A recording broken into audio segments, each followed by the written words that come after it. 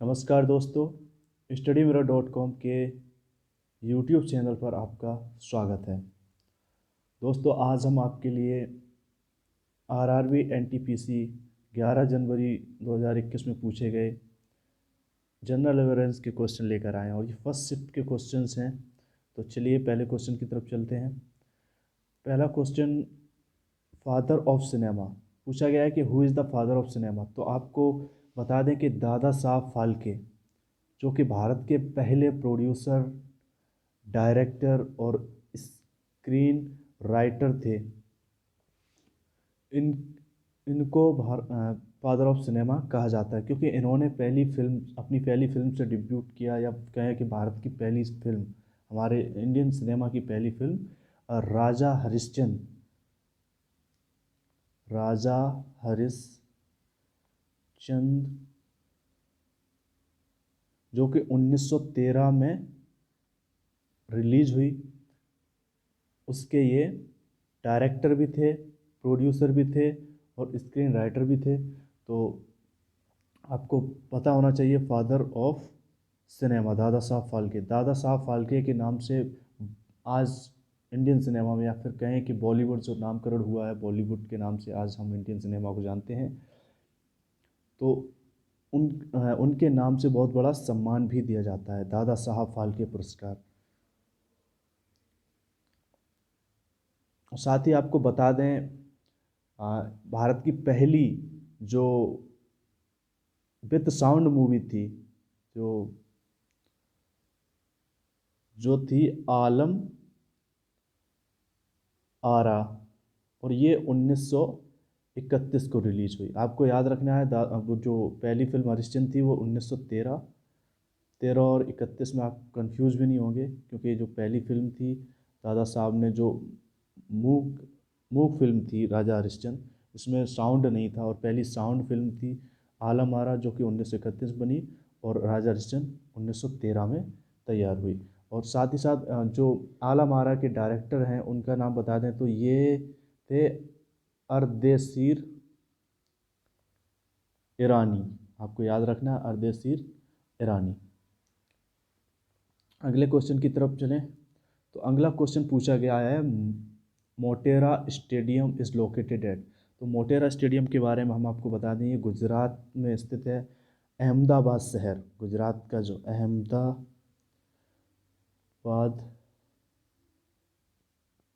शहर है उसमें ये लोकेटेड है। और ये पुराना स्टेडियम है। इसका नामकरण किया गया है 24 फ़रवरी 2020 को मोटेरा के नाम से, क्योंकि इसे पहले सरदार पटेल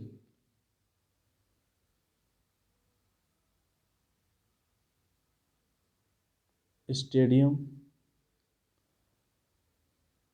के नाम से जाना जाता था। आज भी ये सरदार पटेल नाम, इस स्टेडियम का नाम सरदार पटेल ही है, और इसका ऑफिशियल नाम कहें तो सरदार पटेल ही है, लेकिन इसे शॉर्ट नाम से मोटेरा स्टेडियम के नाम से जाना जाता है। मोटेरा वहाँ का एक, कह दो, कस्बा या उस क्षेत्र का नाम है जहाँ पर इस स्टेडियम का पुनर्निर्माण कराया गया। और इस स्टेडियम की सबसे खास बात यह है कि दुनिया का सबसे बड़ा क्रिकेट स्टेडियम है, दुनिया का सबसे बड़ा क्रिकेट स्टेडियम है। और साथ ही साथ दुनिया का दूसरा सबसे बड़ा स्टेडियम है, जिसकी दर्शक क्षमता 1,10,000 दर्शकों की है। तो आपको याद रखना है इसकी दर्शक क्षमता। और ये गुजरात क्रिकेट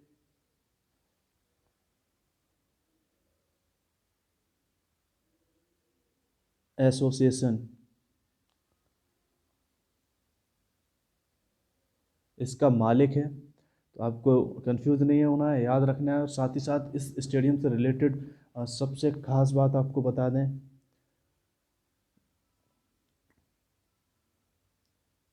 कि पीएम मोदी जी की मौजूदगी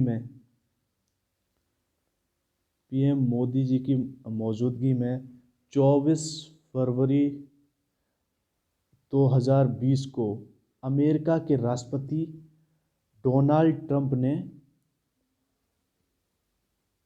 ट्रंप ने इसका उद्घाटन किया, मोटेरा स्टेडियम का। तो आपको याद होना चाहिए।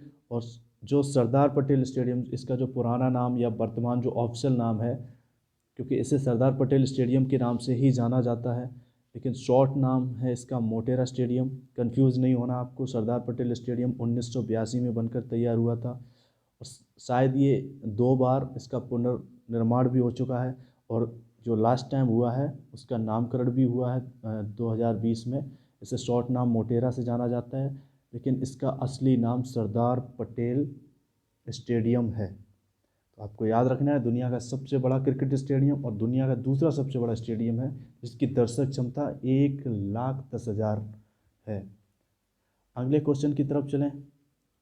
तो अगला क्वेश्चन पूछा है, who is the PM of Nepal. Nepal के प्राइम मिनिस्टर के बारे में पूछा है। तो केपी शर्मा ओली जो नेपाल के प्राइम मिनिस्टर हैं। साथ ही प्रेसिडेंट्स की बात करें, प्रेसिडेंट ऑफ नेपाल, तो ये हैं विद्या देवी भंडारी। आपको याद रखना है नेपाल के प्रेसिडेंट। साथ ही नेपाल की कैपिटल भी आपसे पूछी जा सकती है, तो काठमांडू। आपको याद रखना है नेपाल की कैपिटल काठमांडू। और करेंसी नेपाली रुपया आपको याद रखना है। यहाँ साफ तौर पे कहें, रुपया यहाँ की करेंसी है। ठीक है, इस क्वेश्चन के लिए इतना ही, इतनी नॉलेज काफ़ी है। अगले क्वेश्चन की तरफ चलें। अगला क्वेश्चन पूछा गया है, Ranakpur temple is located at. तो रनकपुर आपको बता दें राजस्थान में ये टेम्पल लोकेटेड है, और रनकपुर राजस्थान के पाली जिले में अरावली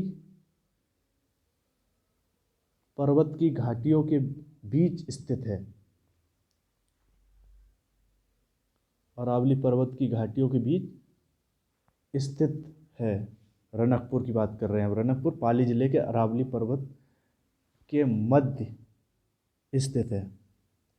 अरावली पर्वत की घाटियों के मध्य स्थित है। और रनकपुर में आपको बता दें, ये प्रसिद्ध जैन मंदिर है। जैन मंदिर है,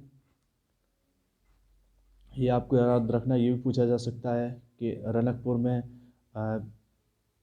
समर्पित मंदिर किनको है। तो जैन, बौद्ध या फिर हिंदू, मुस्लिम ऑप्शन भी हो सकते हैं। तो आपको याद रखना है रनकपुर में जो टेम्पल लोकेटेड है वो जैन मंदिर है। और ये एक चतुर्मुखी मंदिर है जो कि ऋषभ देव को समर्पित है। इस क्वेश्चन के लिए इतनी नॉलेज हमने आपको बता दी कि रनकपुर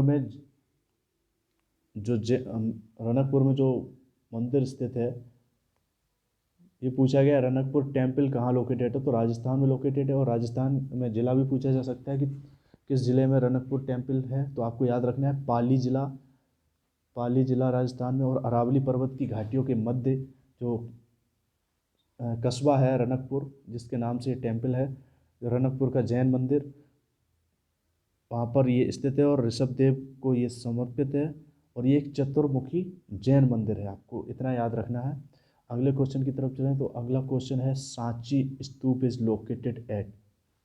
तो अभी एक जैन मंदिर से रिलेटेड क्वेश्चन आ गया, और ये अब बौद्ध से रिलेटेड क्वेश्चन आ गया। तो आपको बता दें कि सांची स्तूप मध्य प्रदेश में स्थित है। मध्य प्रदेश का जिला भी पूछा जा सकता है। तो आपको याद रखना है रायसेन जिला। और सांची स्तूप एक प्रसिद्ध बौद्ध स्मारक है। प्रसिद्ध बौद्ध स्मारक है। ठीक है, आपको याद रखना है।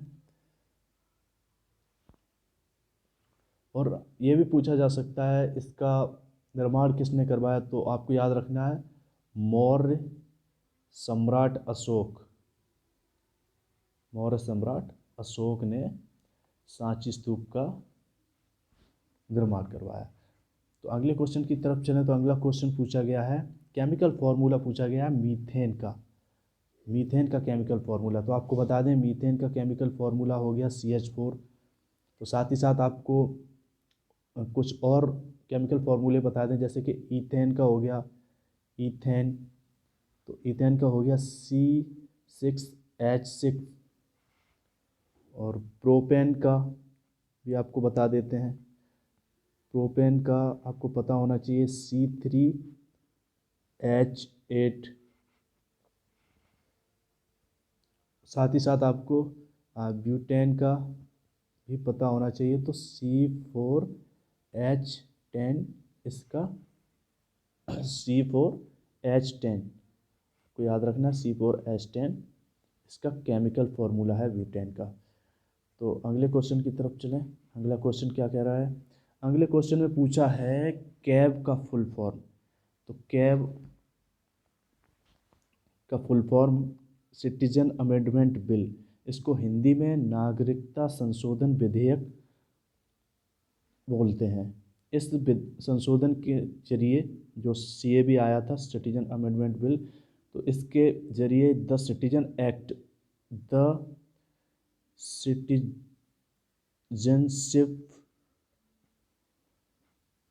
एक्ट 1955 को बदलने की तैयारी की गई है, ताकि अफ़गानिस्तान, बांग्लादेश, पाकिस्तान में जो हमारे अल्पसंख्यक हैं, जैसे हिंदू, सिख, बौद्ध, जैन और पारसी, इनको आसानी से भारतीय नागरिकता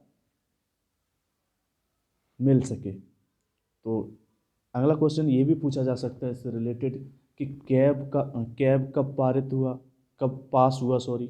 तो कैब लोकसभा में पास हुआ 10 दिसंबर 2019 को लोकसभा, और 11 दिसंबर 2019 को राज्यसभा में पारित हुआ। एक चीज़ और आपको बता दें कि पहले जब नागरिकता मिलती थी तो भारत में 11 वर्ष बिताने होते थे, लेकिन CAB आने के बाद अगर आपको भारत की नागरिकता चाहिए तो आपको 6 साल भारत में रहना अनिवार्य है। साथ ही एक क्वेश्चन और बन सकता है कि CAB कब से प्रभावी हुआ, इफेक्टिव हुआ, तो 10 जनवरी 2020 से इसे प्रभावी किया गया, या कहें तो लागू किया गया। और इसके बारे में एक्सप्लेनेशन दिया, जो इंट्रोड्यूस किया है, वो हमारे गृह मंत्री हैं अमित शाह जी। अमित शाह जी ने इसे सदन में इस बिल को समझाया और इस बिल को इंट्रोड्यूस किया। ठीक है, अगले क्वेश्चन की तरफ चलें। तो अगला क्वेश्चन इसी से रिलेटेड पूछा गया है। अगला क्वेश्चन भी आप देख रहे हैं इसी से रिलेटेड पूछा गया है। तो ये क्वेश्चन ये पूछा गया है कि NPR से रिलेटेड पूछा गया। अब क्वेश्चन क्या था, I think question full form ही होगा। तो आपको बता दें कि NPR का full form national population register है, क्योंकि 2021 में जनगणना होनी है। और साथ ही साथ CAB आया तो उसी से रिलेटेड सरकार ने एक और बिल पारित किया NPR, और इसका उद्देश्य भारत के नागरिकों की जानकारी इकट्ठा करना है। और साथ ही साथ आपसे एक क्वेश्चन और पूछा जा सकता है, आपको बता दें NPR का फुल फॉर्म पूछा जा सकता है, आगे वाले जो एग्ज़ाम आने वाले हैं उनमें भी पूछा जा सकता है। साथ ही साथ NRC का फुल फॉर्म भी आपसे पूछा जा सकता है। तो आपको याद रखना है नेशनल रजिस्टर ऑफ सिटीजन। तो एनआरसी का आपको फुल फॉर्म याद रखना है, नेशनल रजिस्टर ऑफ सिटीजन, और एनपीआर का फुल फॉर्म हो गया नेशनल पॉपुलेशन रजिस्टर, और सीएबी का फुल फॉर्म हो गया सिटीजन अमेंडमेंट बिल। सीएबी से पहले हमने क्वेश्चन कराया, जो पूछा भी गया है अभी वही क्वेश्चन हम आपको करा रहे हैं, और डीपली हम इनकी जानकारी दे रहे हैं ताकि इनसे रिलेटेड और भी क्वेश्चंस बने तो आप उन्हें आसानी से कर सकें। अगले क्वेश्चन की तरफ चलते हैं। तो अगला क्वेश्चन बैलेंसी पूछी है कार्बन की, यानी संयोजकता पूछी है कार्बन की। तो कार्बन की संयोजकता को हम बोलते हैं टेट्रा वैलेंसी, यानी टेट्रा संयोजकता। आपको इतना ही याद रखना है, संयोजकता कार्बन की जो पूछी है उसका नाम। अगले क्वेश्चन को जाने तो अगला क्वेश्चन पूछा है SRL का फुल फॉर्म। SRL का फुल फॉर्म है स्टेशनरी लिक्विड रेशियो, और ये बैंकिंग से रिलेटेड है, तो आपको याद रखना है। SLR का full form stationary liquid ratio. अगला क्वेश्चन पूछा गया when did the battle of Plassey held. तो प्लासी का युद्ध हुआ था 1757, यानी 23 जून 1757 को प्लासी का युद्ध हुआ, और ये युद्ध ब्रिटिश ईस्ट इंडिया की सेना और बंगाल के नवाब और सेना, इस युद्ध में ब्रिटिश ईस्ट इंडिया की सेना और बंगाल के नवाब की सेना के बीच में युद्ध हुआ 23 जून 1757 को। और इसका जो रिजल्ट निकला उस रिजल्ट में ब्रिटिश ईस्ट इंडिया कंपनी जीत गई, और रॉबर्ट क्लाइव के नेतृत्व में बंगाल के नवाब सिराजुद्दौला